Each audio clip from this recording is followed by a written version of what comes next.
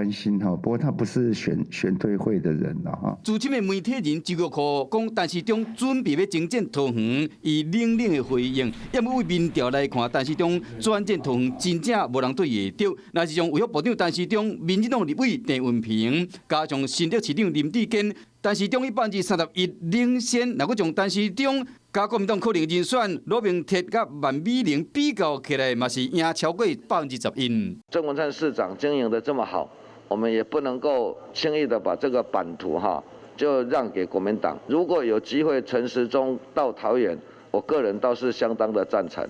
是讲陈时中毋若伫桃园有人气，台北早就有人替做后援会，因过北台湾毋若桃园爱顾调，台北嘛爱替落来。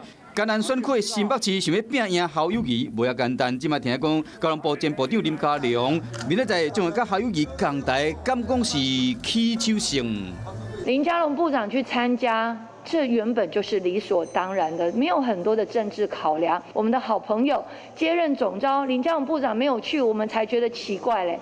年底有9合1的大选选前的布局已经开始啊。政治人物想要登上更较悬的舞台，各派系拢伫拼实力。